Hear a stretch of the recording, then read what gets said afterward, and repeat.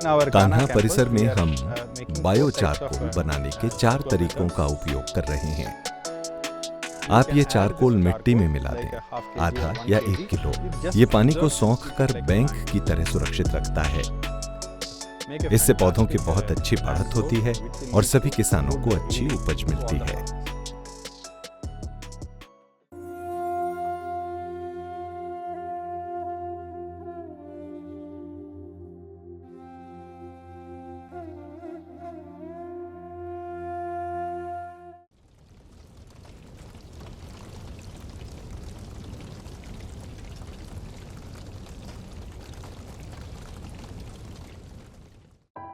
कान्हा शांतिवनम आज एक हरित स्वर्ग है।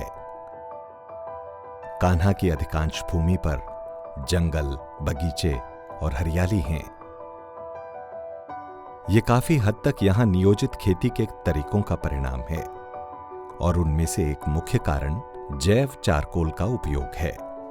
हमने इस सक्रिय बायोचार विधि को शुरू किया और अब हमारे पौधों की एक समान वृद्धि हुई है और यहाँ के पौधों की क्वालिटी भी बहुत अच्छी है। बायोचारकोल तैयार करना बहुत ही प्राचीन विधि है। एक समय खाना पकाने के लिए जिसका प्रयोग होता था, अब उसी का उपयोग खेती के लिए हो रहा है।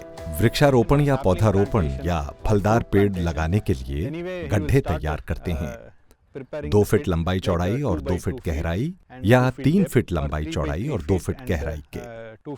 फिर उसमें ऊपरी मिट्टी, खाद मिश्रित मिट्टी और वर्मी कंपोस्ट डालते हैं। जब आप मिट्टी तैयार कर लेते हैं तो आप उसके साथ आधा किलो या 1 किलो चारकोल डाल सकते हैं। और फिर जब हम फलों के पौधे लगाएंगे, जैसे आम, नारियल, नारंगी या किसी भी फल का पौधा, तो उसमें सक्रिय बायोचार भी होगा जो पौधे को जरूरत पड़ने पर पोषक तत्व प्रदान करने में मदद करेगा, क्योंकि ये मिट्टी में उपलब्ध उर्वरकों, कार्बनिक पदार्थों और पोषक तत्वों को सोख लेता है और इन्हें किसी बैंक की तरह सुरक्षित रखता है। जब भी पौधों को जरूरत होगी, पौधे की जड़ इसमें प्रवेश करेगी और अपना पोषण प्राप्त कर लेगी। आइए अब देखें ये बायोचारकोल कान्हा में कैसे बनाया जाता है, जो मिट्टी को उपजाऊ बनाने में बहुत उपयोगी है और अच्छी उपज वाली फसलों में योगदान देता है। यहाँ हमारे कान्हा परिसर में हम 4 तरीके से चारकोल बना रहे हैं। पहली माउंट विधि है, जिसमें सूखी लकड़ियों से चारकोल बनाते हैं।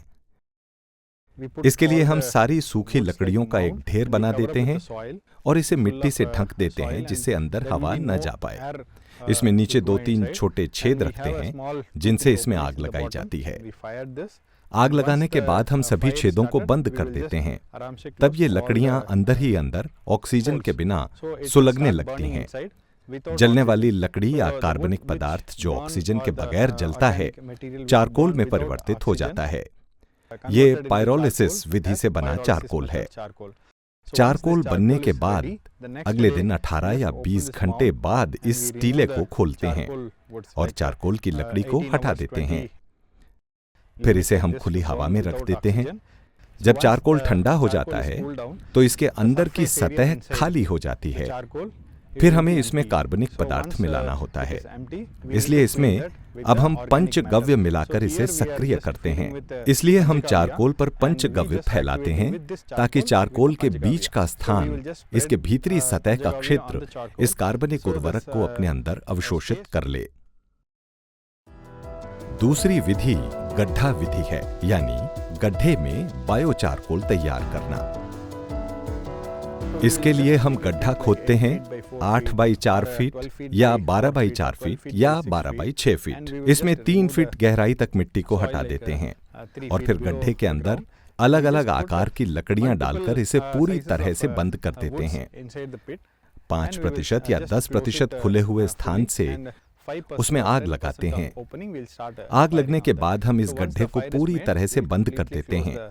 ऑक्सीजन के बिना इसमें भी पायरोलिसिस विधि से चारकोल बनता है। अगली सुबह हम गड्ढे को खोलकर, जैसे मैंने पहले बताया था, पंचगव्य की सहायता से सूक्ष्म पोषक तत्वों और सूक्ष्म जीवों के साथ इसे सक्रिय करते हैं।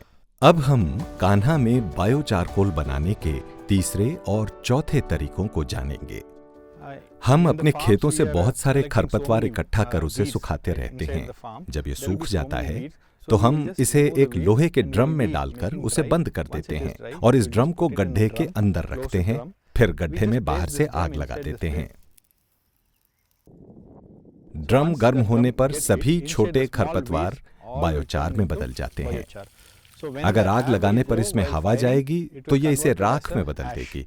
इसका कोई फायदा नहीं होगा और ये ऑक्सीजन के बिना जलता है। इस तरह पुनः पायरोलिसिस विधि से हमें बारीक पाउडर जैसा चारकोल मिलता है, जिसका उपयोग हम खेती और वृक्षारोपण के लिए कर सकते हैं। चौथी विधि जिसका हम यहाँ उपयोग कर रहे हैं, ये मशीन की विधि है, जिसका उपयोग हम चावल की भूसी निकालने के लिए करते हैं। हम इस भूसी को मशीन में भर देते हैं, इसके बाद इसमें आग लगा देते हैं। 3 लोग इस मशीन पर काम करते हैं, जिससे हर 2 से 3 घंटे में हमें चावल की भूसी से बने बायो चारकोल के लगभग 8 से 9 ड्रम मिलते हैं। हमें मशीन से बहुत ही कोमल और बहुत बारीक बायो चारकोल मिलेगा, जिसे हम उसी पंचगव्य जीवामृत के साथ उसी तरह से सक्रिय बना लेते हैं। इस तरह हमने देखा कि कान्हा में बायो चारकोल कैसे तैयार किया जाता है। किसान अपनी भूमि में इन तरीकों का उपयोग कर सकते हैं। बायो चारकोल निश्चित रूप से पौधों के स्वास्थ्य और उपज में मदद देगा। अगर वे चाहें तो कान्हा शांतिवनम में आ सकते हैं। हम उन्हें सिखाएंगे बिना शुल्क के। वे यहाँ रह सकते हैं निःशुल्क 3 रात। वो सीख सकते हैं कैसे उपयोग करें, सबसे पहले चारकोल बनाने का प्रभावी तरीका और इसे कैसे सक्रिय करें विभिन्न माध्यमों से।